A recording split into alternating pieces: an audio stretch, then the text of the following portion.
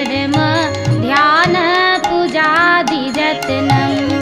जयति जयति नामानंद रूपं मुरारे, विरमित निज धर्म ध्यान पूजादि जतनम्।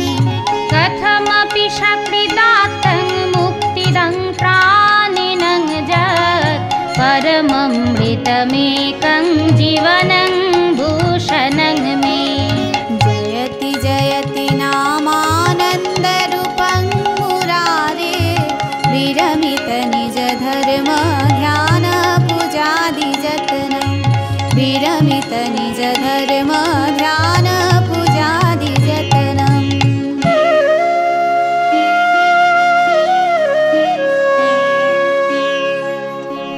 বর্ধমান জেলার পরম বৈষ্ণবাচার্য শুদ্ধ ভক্ত শিরোমণি রামচন্দ্র কবিরাজ। পিতার নাম চিরঞ্জীব সেন, মাতা ছিলেন সুনন্দা দেবী। রামচন্দ্র কবিরাজ এমন একজন ভক্ত ছিলেন যিনি রমণী বিলাসের মতো সর্বশ্রেষ্ঠ আনন্দকেও গুরুদেবের এক কথায় পদদলিত করে চলে গিয়েছিলেন কৃষ্ণ ভজনের পথে। যে গোবিন্দ দাসের পদ ছাড়া কৃষ্ণলীলা সম্ভব নয়, সেই গোবিন্দ দাসের দাদাই হলেন রামচন্দ্র কবিরাজ। তাই পদকর্তা গৌর সুন্দর সম্পর্কে কি বলছেন? পহু মোরে গৌরাঙ্গ সুন্দর রায়, শিব শুক বিরিঞ্চি যাহার গুণ গায়। পহু গৌরাঙ্গ আহা সুন্দর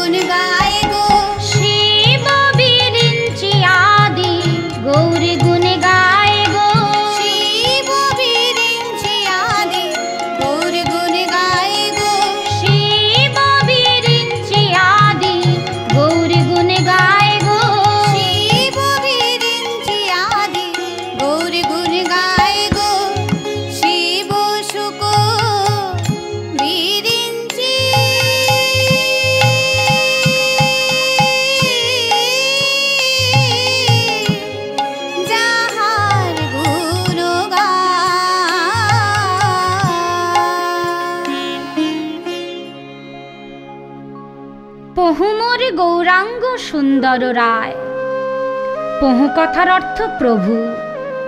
গৌর সুন্দরের রূপে মোহিত হয়ে শিব ব্রহ্মা তার গুণগান গেয়ে আনন্দে বিভোর হয়ে যায়।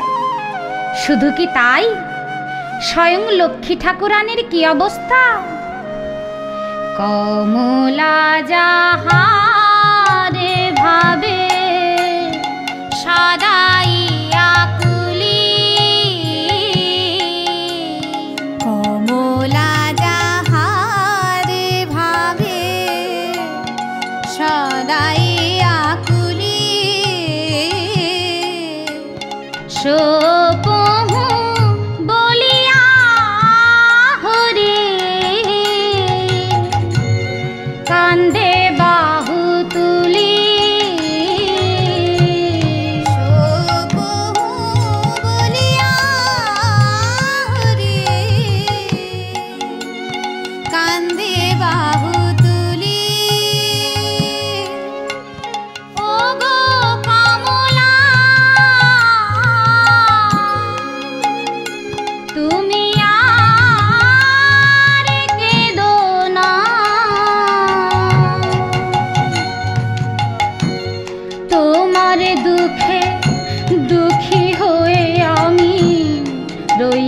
পারি না। ওগো কমলা তুমি আর কেঁদো না, তোমার দুঃখে দুঃখী হয়ে আমি রইতে পারি না। শোপোহ বলিয়া হরি কান্দে বাহু তুলি। কমলা অর্থাৎ লক্ষ্মী ঠাকুরানী যাহার ভাবে ভাবিত হয়ে সদাই আকুল হয়ে কাঁদছেন। প্রভু ভুবন মোহিত করা রূপের ডালি নিয়ে সারা বিশ্বকে আকৃষ্ট করছেন। তিনি নিজেই দুটি বাহু উত্তোলন করে সর্বদা হরি বলে কাঁদছেন। প্রভুর এমতো অবস্থা দেখে পদকর্তা কি বলছেন? পুরাবনি গুড় প্রেমে পুলকিত অঙ্গ,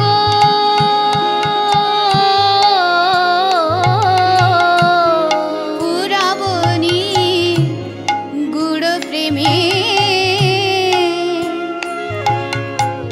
পুলকিত অঙ্গ,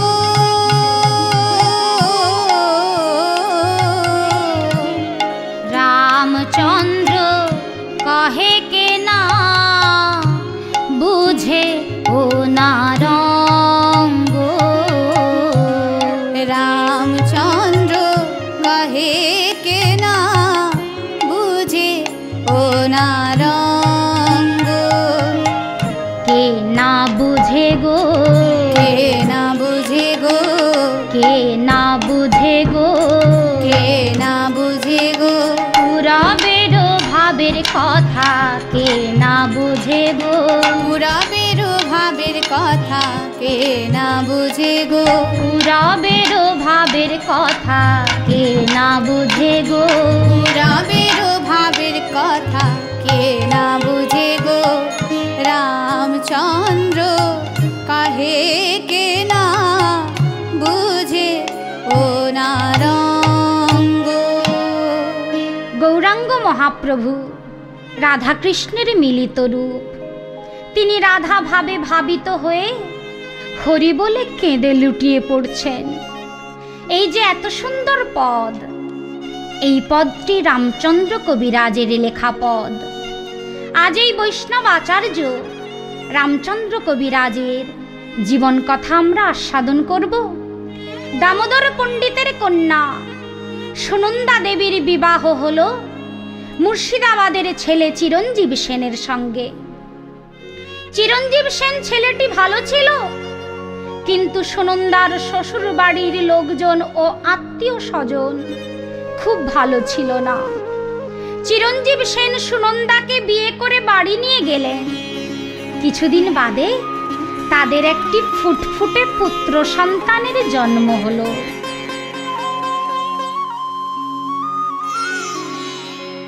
পুত্রের নাম রাখা হলো রামচন্দ্র কবিরাজ।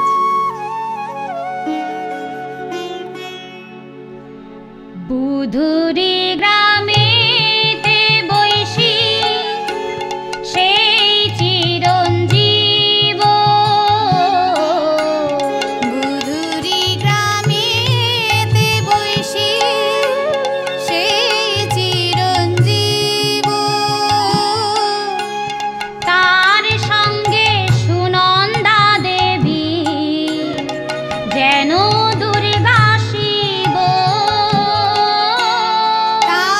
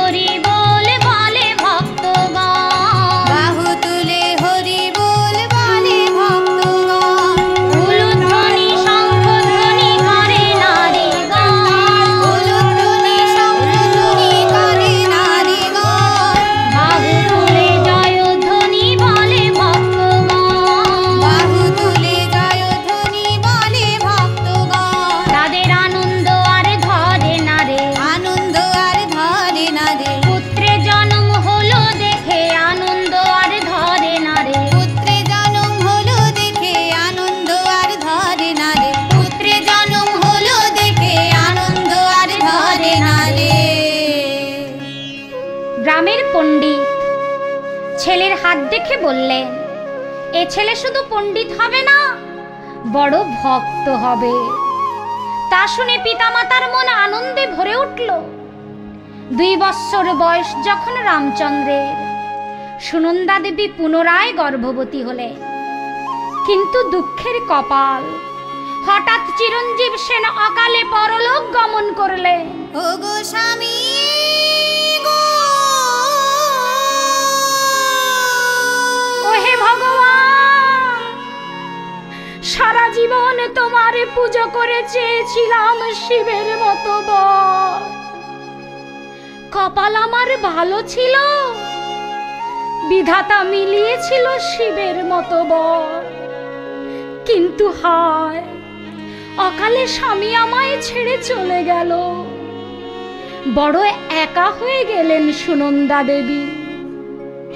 কিন্তু শ্বশুর বাড়িকে আঁকড়ে ধরে পড়ে থাকতে চাইলে শুরু হলো সুনন্দা দেবীর ওপর শাশুড়ি ননদের অত্যাচার, অনাচার, লাঞ্ছনা, গঞ্জনা। শাশুড়ি তিরস্কার করে বলে, ওরে রাক্ষসী, ওরে পিশাচী, ওরে পাপিষ্ঠা, তোর কোনো স্থান নেই এই বাড়িতে, বেরিয়ে যা বাড়ি থেকে এই মুহূর্তে। একবার শাশুড়ি গালাগালি দেয়, একবার ননদি গালাগালি দেয়। তখনকার দিনে নারীদের স্বাধীনতা বলে তো কিছু ছিল না। জ্বালা যন্ত্রণা মুখ বুঝে সহ্য করতে হতো। সবকিছু মিলিয়ে শ্বশুর বাড়ির সুখ আর তার কপালে সইল না। গর্ভবতী অবস্থায় ছেলেকে কোলে নিয়ে চলল বাপের বাড়ির উদ্দেশ্যে। কোলেতে করিয়া যায় সুনন্দা, শ্রীখণ্ড গ্রামের পথে।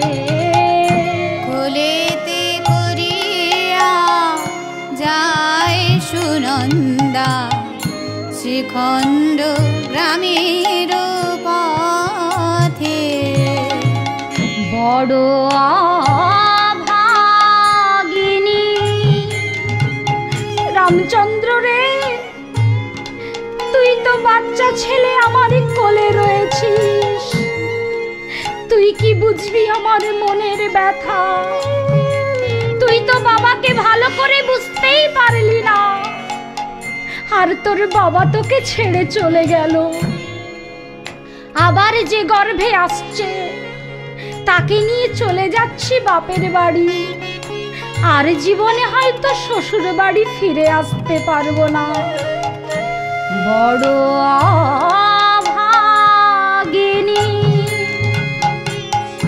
তোরে, তোরে জননী। বড় অভাগিনী তোরে, তোরে জননী। জীবন কাটাইব কেমনে, মনের দুঃখে যায় সুনন্দা। ওহে দয়াময়, রামের এ তুমি কি করলে?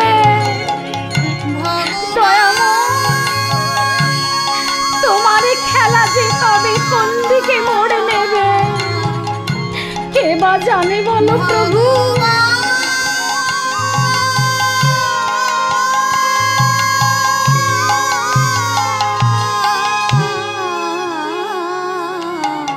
আবার কি খেলা খেলিবে শ্রীহরি, কি খেলা পড়িল মনে।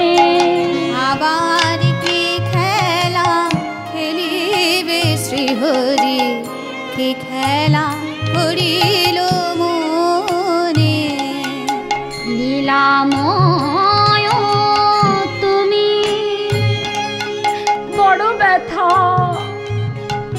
শ্বশুর বাড়ি এসেছিলাম স্বর্গের সুখ পাবো বলে, কিন্তু অকালে স্বামী আমায় ছেড়ে চলে গেল।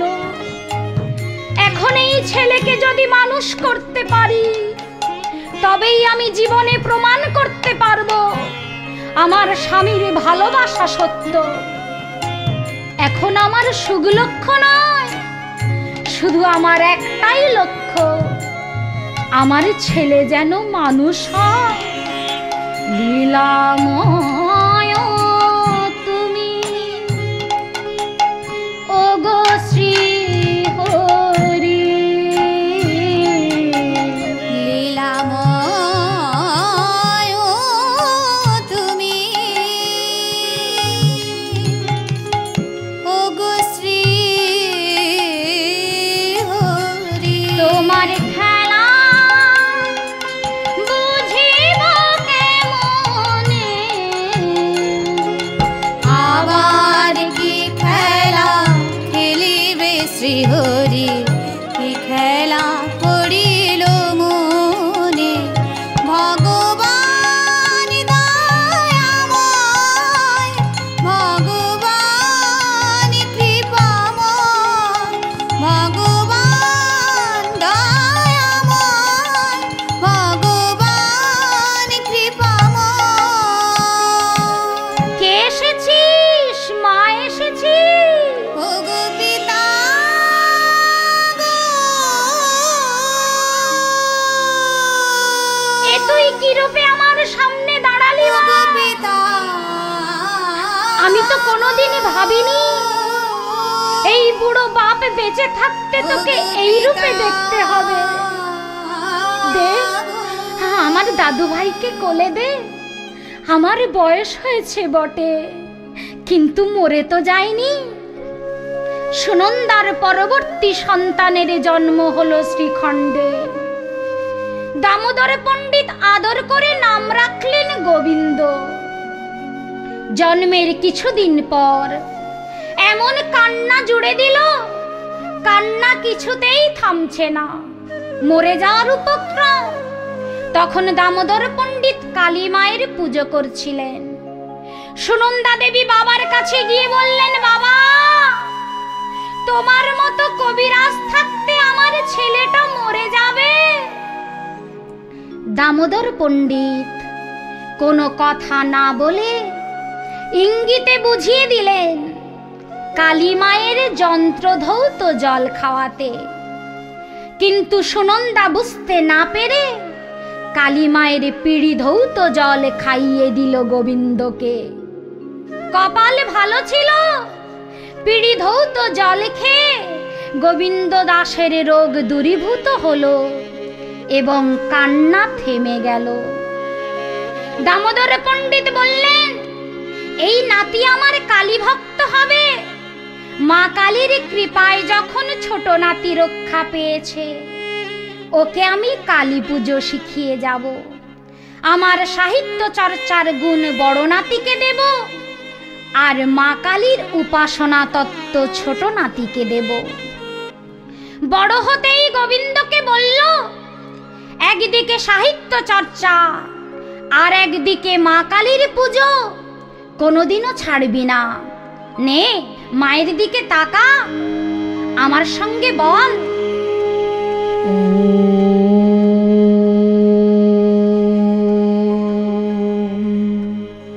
সর্বমঙ্গলমঙ্গলে শিবে সর্বার্থ সাধিকে শরণ্যে ত্র্যম্বকে গৌরি নারায়ণি নমস্তুতে।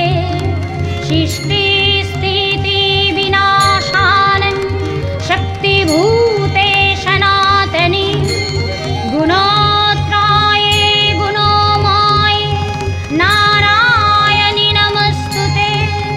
শরণাগত দীনার্ত পরিত্রাণায় পরায়ণে সর্বশান্তি হরের দেবী নারায়ণি নমস্তুতে। সর্ব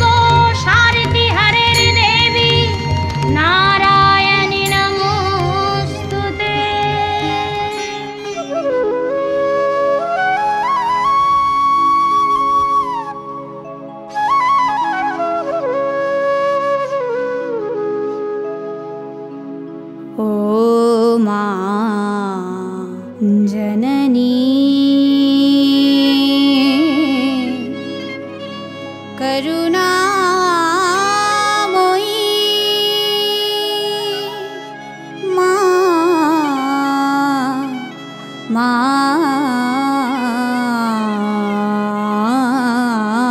गो ओ माँ काली করুণাময়ী তোর করুণায় অপার। ও মা কালী করুণাময়ী তোর করুণায় অপার।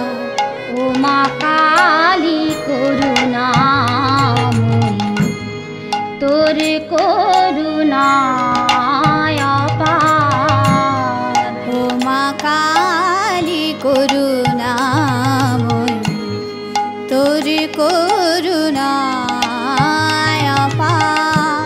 তোর করুণা মা পেল ভক্তগণ, পেল তো চরণ তল। তোর করুণা মা পেল ভক্তগণ, পেল তো চরণ তল। ও মা কালী করুণাময়ী তোর করুণায় অপার। ও মা কালী করুণাময়ী তোর করুণায় অপার। তোর পিড়ি ধৌত জালে মা গো,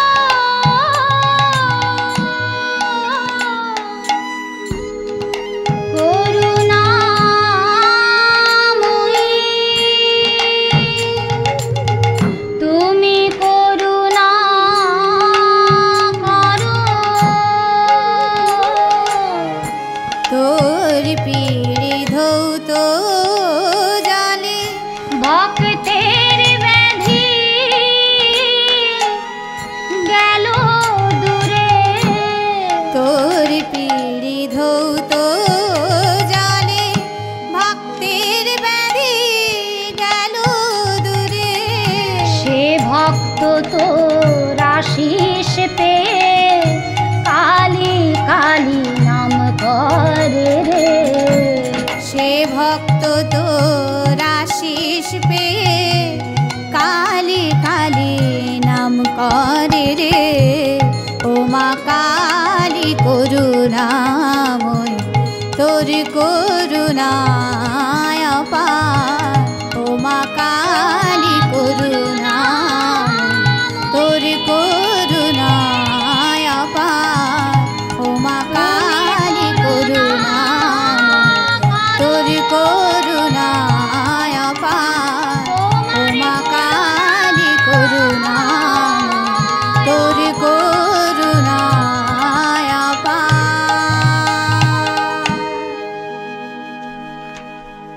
গোবিন্দ দাস পরবর্তীকালে কৃষ্ণ মন্ত্রে দীক্ষা গ্রহণ করে সুন্দর সুন্দর বৈষ্ণব পদাবলী লিখেছিলেন।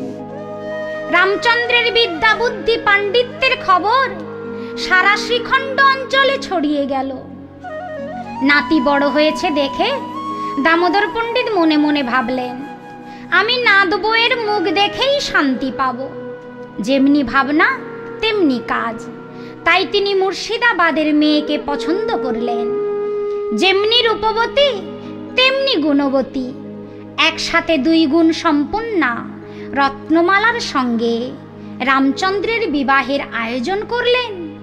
বিবাহের দিন উপস্থিত হলো, আর সবাই মিলে বিবাহের আয়োজন শুরু করে দিল।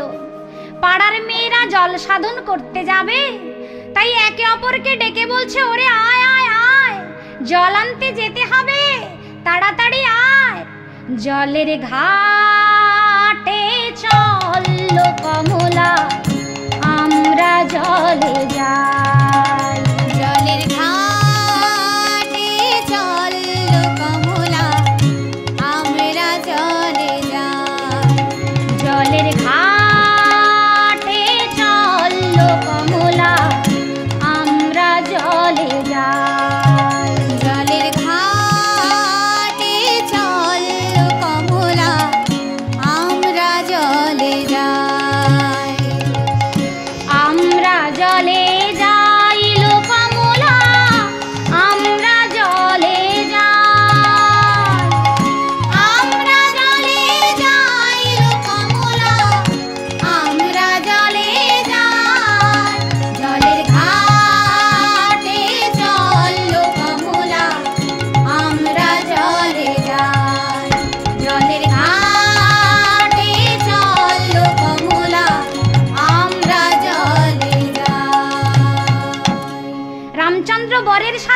যে মেয়ের বাড়ি এসে উপস্থিত হলো, তখন মেয়ের বাড়ি হইচই পড়ে গেল। বর এসেছে, বর এসেছে, বর এসেছে, উলু দে, শঙ্খ বাজা, বরণডালা সাজা।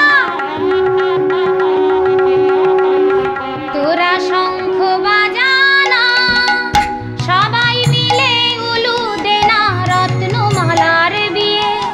রামচন্দ্র বর এসেছে টোপর মাথায় দিয়ে। তোরা শঙ্খ বাজানা, সবাই মিলে উলু দে না, রত্নমালার বিয়ে। রামচন্দ্র বর এসেছে টোপর মাথায় দিয়ে। তোরা শঙ্খ বাজানা, সবাই মিলে উলু দে না, রত্নমালার বিয়ে। রামচন্দ্র বর এসেছে টোপর মাথায় দিয়ে। রামচন্দ্র বর এসেছে টোপর মাথায় দিয়ে। রামচন্দ্র বর এসেছে টোপর মাথায় দিয়ে। সখী, বর যে বাড়িতে এসে উপস্থিত হলো, আমায় কখন সাজাবি? আয় আয় আয়, তাড়াতাড়ি আমাকে কনের সাজে সাজিয়ে দে। आओ मेरे सखियो, मुझे मेहंदी लगा दो, मेहंदी लगा दो, मुझे ऐसी सजा दो, मुझे रामचंद्र की दुल्हन बना दो। मुझे रामचंद्र की दुल्हन बना दो। आओ मेरे सखियों, मुझे मेहंदी लगा दो, मेहंदी लगा दो, मुझे ऐसी सजा दो, मुझे रामचंद्र की दुल्हन बना दो। मुझे रामचंद्र की दुल्हन बना दो। ऐसी पहनो चूड़ी जो कबहू न टूटे, ऐसा वर दुल्हा जो कबहू न छूटे, अटल सुहाग की बिंदिया लगा दो। मुझे रामचंद्र की दुल्हन बना दो। आज मेरे मतियों से मांग भरा दो। मुझे रामचंद्र की दुल्हन बना दो। सदगुरु को बुला के फेरे तो पड़वा दो। मुझे रामचंद्र की दुल्हन बना दो। सदगुरु को बुला के डोली तो सजवा दो। मुझे रामचंद्र की दुल्हन बना दो। मुझे रामचंद्र की दुल्हन बना दो। मुझे रामचंद्र की दुल्हन बना दो। সেই শুভ দিনে অগ্নি সাক্ষী করে শুভ দৃষ্টি হলো, মালা বদল হলো, 7 পাক ঘুরে বিবাহ সম্পন্ন হলো। শুভ দিনে শুভক্ষণে বিবাহ হইল, তাহা দেখি গ্রামবাসী আনন্দে মাতিল। শুভ দিনে শুভক্ষণে বিবাহ হইল, তাহা দেখি গ্রামবাসী আনন্দে মাতিল। তাদের আনন্দের আর সীমা নাই রে, আনন্দের আর সীমা নাই রে। তারা পরমানন্দে মেতেছে সব। তাদের আনন্দের আর সীমা নাই রে। তারা পরমানন্দে মেতেছে সব। তাদের আনন্দের আর সীমা নাই রে, তাহা দেখি গ্রামবাসী আনন্দে মাতিল। বিবাহের পর রত্নমালা কনের সাজে সেজে শ্বশুর বাড়ির দিকে চলেছে পালকিতে করে। কেমন শোভা! আনন্দিত মনে তারা করিল গমন, আনন্দিত মনে তারা করিল গমন।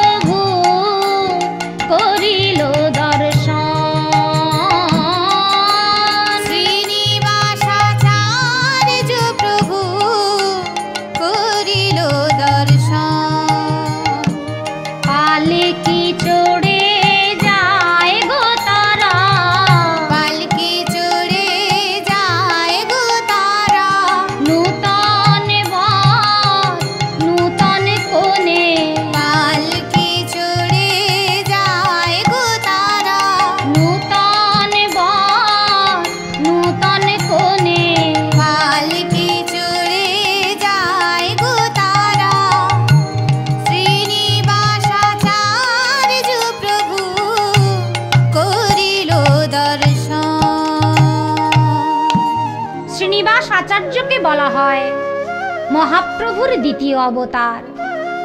জাতিগ্রামের ওপরে দিয়ে যাওয়ার সময় শ্রীনিবাস আচার্যের কথা শুনে রামচন্দ্রের বৈরাগ্য হলো।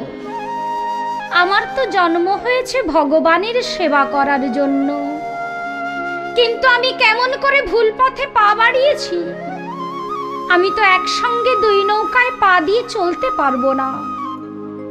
ফুলশয্যার রাতে বাসরে ঘরে বসে রত্নমালাকে বলছেন, আমরা যখন পালকিতে করে আসছিলাম তখন রাস্তায় একজন পাঠক ঠাকুর আমায় দেখে বলেছেন, আমার নাকি সংসার করার জন্য জন্ম হয়নি, আমি ভুল করে সংসারে পা বাড়িয়েছি।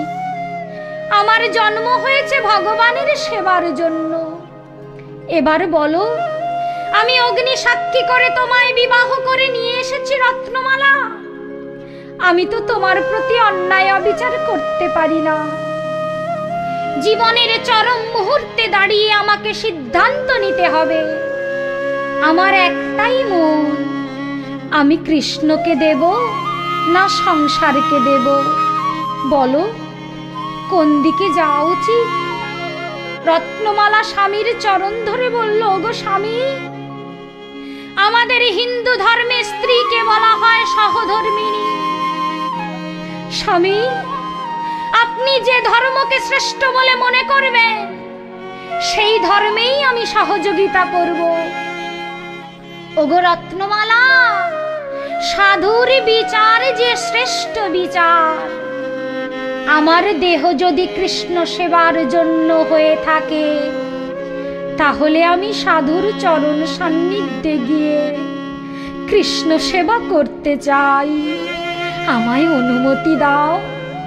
স্বামী, আপনার চরণে আমার একটা নিবেদন, আজকে রাত্রিটুকু না গিয়ে কালকে সকালে যাবে। কি বলো কি? এই একটা রাত্রি যদি আমি তোমার সঙ্গে কাটিয়ে দিই, এই এক রাত্রির মধ্যে আমার মন তোমার কাছে চলে যাবে। এই সন্ধিক্ষণেই আমাকে সিদ্ধান্ত নিতে হবে। আমার এই মন আমি তোমায় দেব না কৃষ্ণ ভজন করব? স্বামী, শুধু এই রাত্রিটা কাটিয়ে সকালে যেও, এইটুকু কথা তুমি আমার রাখো। এইটুকু কথা তুমি আমার রাখো স্বামী। এই নিশীথে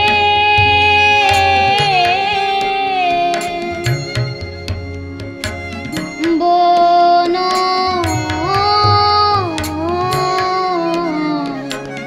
পথে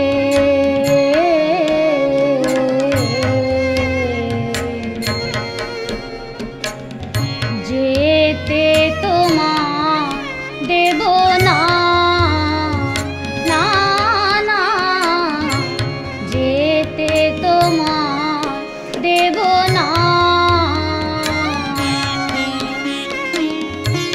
হে নিশীথে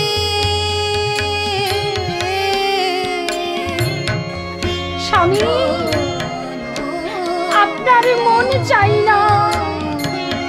আপনার সঙ্গে আমার বিয়ে হয়েছে বলে আমার জন্ম জন্মান্তরের সম্পর্ক সৃষ্টি হয়েছে, কিন্তু এই রাত্রিতে জঙ্গলে হিংস্র জীবজন্তু আপনার ক্ষতি করতে পারে স্বামী। তুমি না শুনো, শুনো না কথা, তুমি না বুঝো, বুঝো না ব্যথা। ও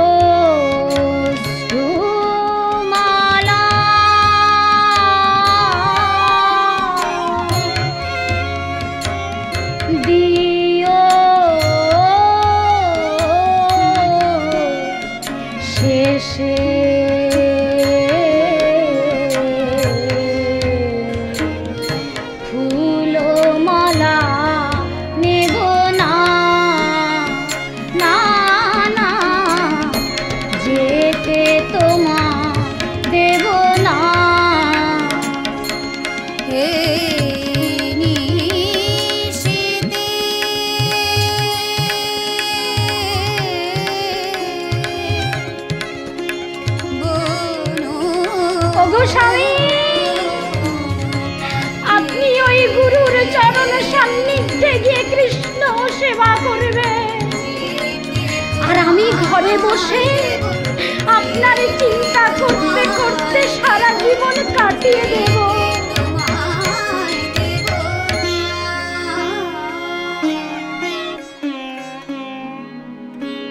রামচন্দ্র কাল বিলম্ব না করে বাসরে ঘরে স্ত্রীকে একা রেখে গৃহ ত্যাগ করে ছুটে চলল শ্রীনিবাস আচার্যের কাছে।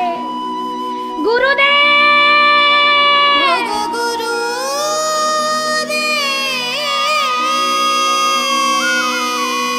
এই দেখুন গুরুদেব, আপনার একটা কথায় আমি আমার স্ত্রীকে একা রেখে কৃষ্ণ ভজনের জন্য আপনার চরণে আশ্রিত হলাম।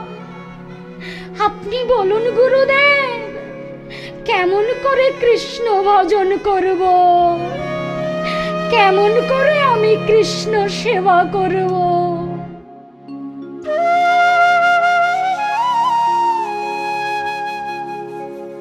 শ্রী গুরু বৈষ্ণব তুহারি চরণ শরণ না লইনু আমি। শ্রী গুরু বৈষ্ণব তুহারি চরণ শরণ না লইনু আমি।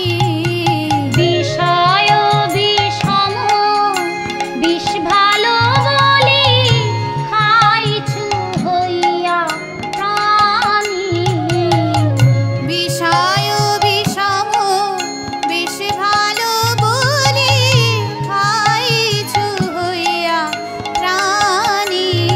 আমি এতদিন বিষ পান করেছি, এতদিন বিষ পান করেছি, বড় অমৃত মনে করে।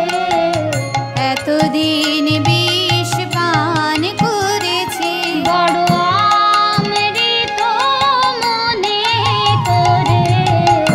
এতদিন বিষ পান করেছি। শোন রামচন্দ্র, আমার এতদিনের অভিজ্ঞতায় তোকে দেখে মনে হয়েছে তোর এই দেহ কৃষ্ণ ভজনের দেহ, সংসার সেবার দেহ নয়। লক্ষ লক্ষ জন্মের মধ্যে নর জন্ম যে শ্রেষ্ঠ জন্ম। ভারত ভূমিতে জন্ম হইল যাহা, জন্ম সার্থক করি করো পরোপকার। রামচন্দ্র, তুমি এমন ভাবে কৃষ্ণ ভজন করো যাতে তোমারও উপকার আর অন্যেরও উপকার। গুরুদেব, আপনার চরণ সান্নিধ্য পেয়ে আমার নরজনম ধন্য হয়ে গেল। বেশ কিছুদিন কেটে গেল। গুরুদেব ভাবলেন আমার প্রতি ওর নিষ্ঠা এসেছে কিনা পরীক্ষা করতে হবে। হঠাৎ রামচন্দ্রকে বলে উঠল, রামচন্দ্র সরে যা, রামচন্দ্র ওই দেখ সাপ সাপ সাপ। রামচন্দ্র লাফিয়ে উঠে থরথর করে কাঁপতে লাগলো, গা দিয়ে ঘাম ঝরতে লাগলো। গুরুদেব বললেন, রামচন্দ্র এত ভয় পেও না, ওটা সাপ নয়, ওটা দড়ি। ও দড়ি? রামচন্দ্র, আমি ওই দড়িটাকে সাপ বললাম, তুমি দেখে ভয় পেলে কেন? গুরুদেব, আপনি যখন ওই দড়িটার মধ্যে সাপ বললেন, তখন ওই দড়িটাকে আমি সাপ দেখলাম। ভয়ে সারা শরীর আমার কাঁপতে লাগলো, গা দিয়ে ঘাম ঝরতে লাগলো। তুমি আমার কথায় এতটা বিশ্বাস করো? গুরুদেব, আপনার কথায় যদি আমার নিষ্ঠা না হয়, তবে আপনি একটা পাথরের মূর্তি দেখিয়ে বলবেন ওই দেখ রামচন্দ্র, ওটাই স্বয়ং কৃষ্ণ। তখন তাতে কি আমার বিশ্বাস হবে? এক যে খড়ের বট আছে আঙিনা, এক যে খড়ের বট আছে আঙিনা, প্রভু কহে রামচন্দ্র সর্প বুঝি হয়। প্রভু কহে রামচন্দ্র সর্প বুঝি হয়। খড় বড় বলি রাম চন্দ্র তা জানেন, খড় বড় বলি রাম চন্দ্র তা জানে, প্রভুর আজ্ঞায় তাহা সর্বই দেখে, প্রভুর আজ্ঞায় তাহা সর্বই দেখে। কহে বটে বটে প্রভু বড় সর্প হয়, কহে বটে বটে প্রভু বড় সর্প হয়। কোন প্রভু কহে নাহি খড় বড় হয়, কোন প্রভু কহে নাহি খড় বড় হয়। গুরুদেবী ছুটে গিয়ে রামচন্দ্রকে বুকে জড়িয়ে ধরলেন। আমার কথায় তোর এত বিশ্বাস? আজ দড়িকে সাপ বললাম তোর বিশ্বাস হলো? আরে যেদিন পাথরের মূর্তিকে ভগবান বলবো সেদিনও তোর বিশ্বাস হবে? বাহ, বলিহারি তোর গুরু ভক্তি, তোর সত্যিকারে গুরুপদে নিষ্ঠা এসেছে রামচন্দ্র। গুরুদেব রামচন্দ্রকে পরীক্ষা করার জন্য আরো কঠিন পরীক্ষায় ফেলে দিলে। রামচন্দ্র যা, তুই একবার তোর স্ত্রীর বদন দেখে আয়। শোন, দেখে আসতে বললাম বলে শুধু দেখেই চলে আসবি না, এক রাত থেকেই তবে আসবি। তাই হবে গুরুদেব, আপনার বাক্যই আমার বেদ বাক্য। এই বলে রামচন্দ্র চলল রত্নমালার কাছে। শ্রীখণ্ড পথেতে তখন করিল শ্রীখণ্ড পথেতে তখন করিল রত্নমালার ঘরে আসি দিল দর্শন, রত্নমালার ঘরে আসি দিল দর্শন। এতদিন পরে রত্নমালা স্বামীকে দেখতে পেয়ে তার আনন্দের সীমা রইল না। কি হলো জানো? মরা শরীরে প্রাণ এসেছে, মরা শরীরে প্রাণ এসেছে, এই রামচন্দ্রকে দেখতে পেয়ে মরা শরীরে প্রাণ এসেছে। জলানি শ্রীচরণ করিল ধাবন, জলানি শ্রীচরণ করিল ধাবন, নিজ কেশ দিয়া চরণ মুছায়ে তখন, নিজ কেশ দিয়া চরণ মুছায়ে তখন। রত্নমালা, এই দেখো আমার গুরুদেব তোমার কাছে পাঠিয়েছে একটা রাত্রি কাটানোর জন্য। আপনার গুরুদেব বোধহয় আমার মনের ব্যথা বুঝতে পেরেছে, তাই আপনাকে আমার কাছে পাঠিয়েছেন। আপনার গুরুদেব মানুষটি কেমন, তার গুণের কথা আমায় একটু বলুন। আমার গুরুদেব কেমন জানো?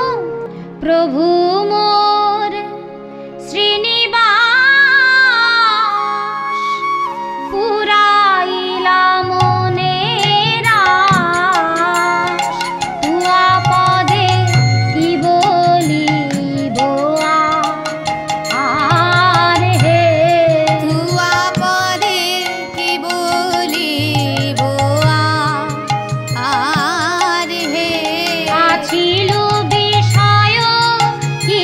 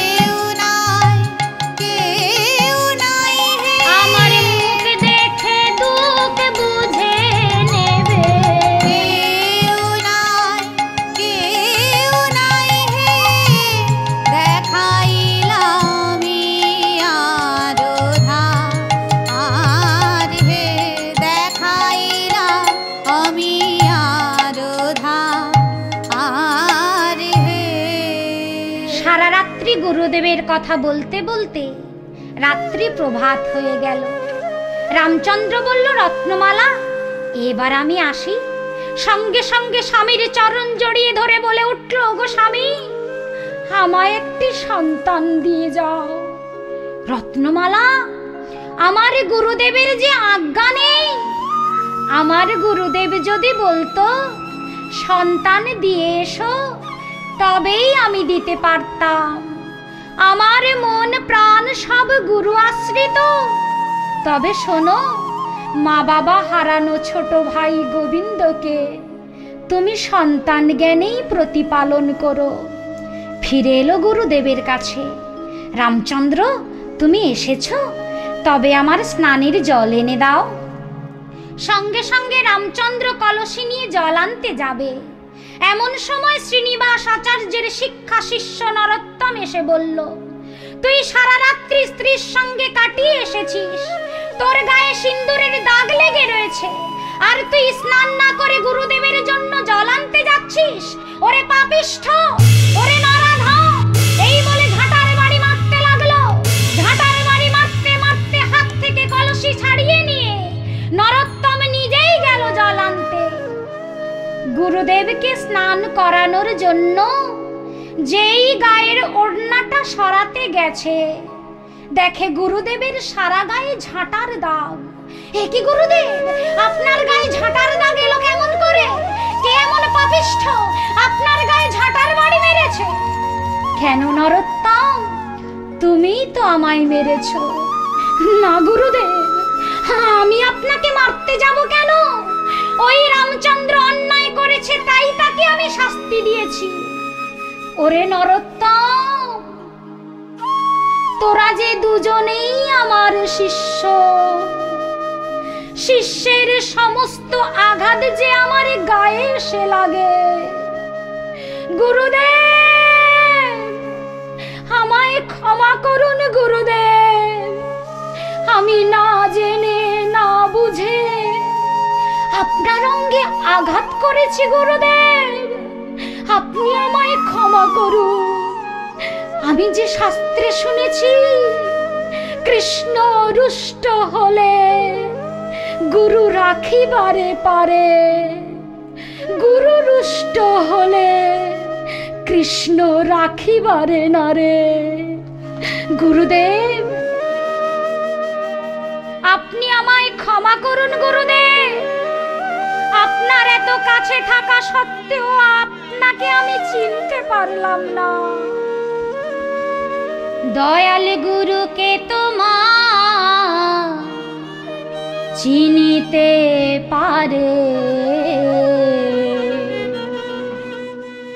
তুমি না চেনালে পারে। গুরুকে তোমার চিনিতে পারে, তুমি না চেনালে পারে। গুরুকে তোমার চিনি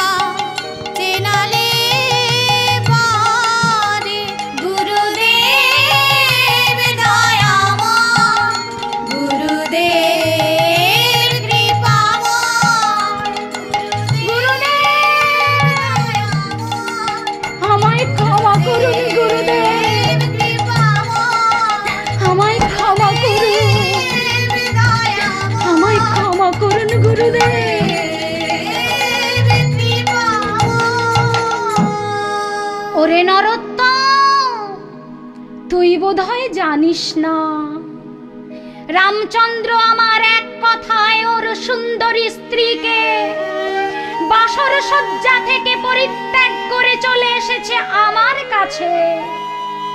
নরোত্তম এই বিস্ময়কর ঘটনা সহ্য করতে না পেরে সেই রাতেই নিজের হাত পুড়িয়ে ফেলতে চেষ্টা করলো। তখন সেই আগুনের তাপ গুরুদেবের হাতে এসে লাগলো, জ্বলে গেল, পুড়ে গেল, আমি মরে গেলাম। ওরে নরোত্তম, বন্ধ কর তোর হাত পোড়া। এ দেশে বিচার নাই বাপ রে বাপ, এ দেশে বিচার নাই বাপ রে বাপ। দিনে মারে ঝাঁটার বাড়ি, রাতে পোড়ায় হাত। দিনে মারে ঝাঁটার বাড়ি, রাতে পোড়ায় হাত।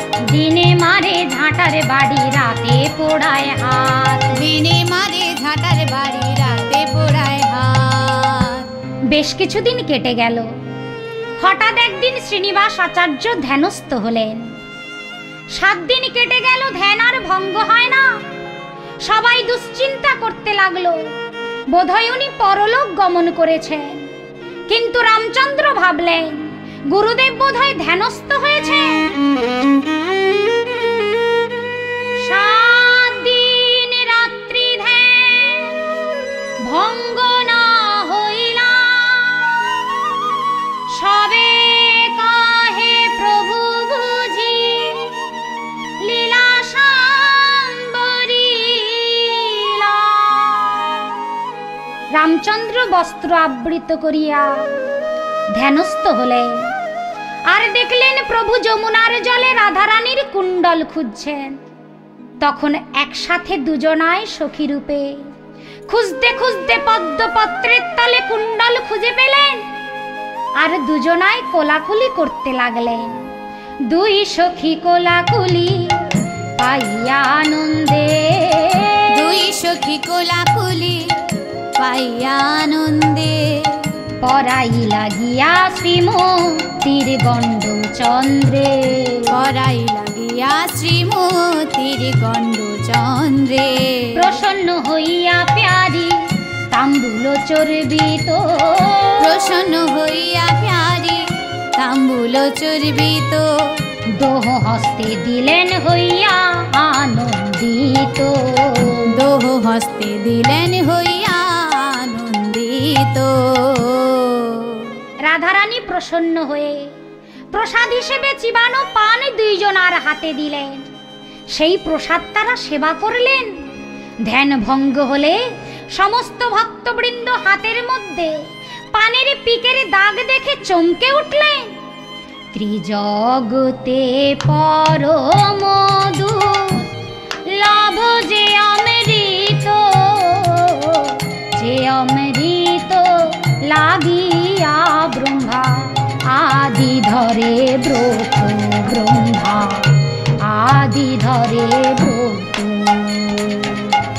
ত্রিজগতে পরমধু লাভ যে অমৃত, যে অমৃত লাগিয়া ব্রহ্মা আদি ধরে ব্রত, ব্রহ্মা আদি ধরে ব্রত। শ্রী আচার্য প্রভুর শুভ চরণ আশ্রয়, প্রভু হে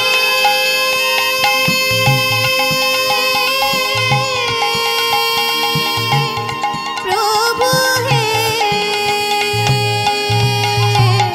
শ্রী আচার্য প্রভুর শুভ চরণ আশ্রয়, অনাশে হইল সভা কাহার শুভোদয়, সভা কাহার শুভোদয়। অতএব শিল রামচন্দ্র কবিরা আচার্য প্রভুর প্রিয় ভক্ত রাজ, রাজ প্রিয় ভক্ত রাজ, রাজ।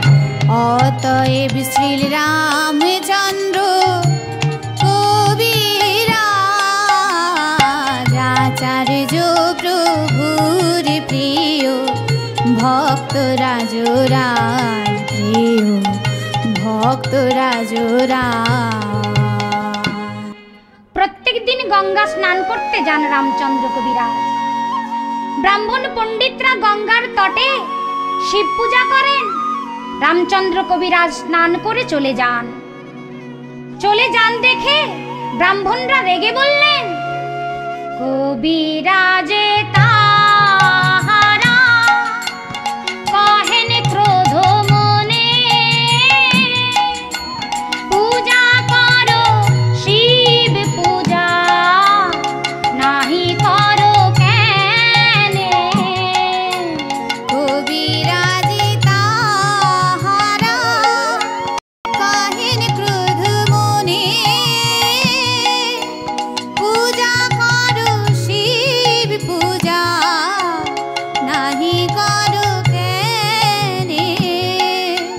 কবিরাজ কহেন শ্রী কৃষ্ণ বিনে আর,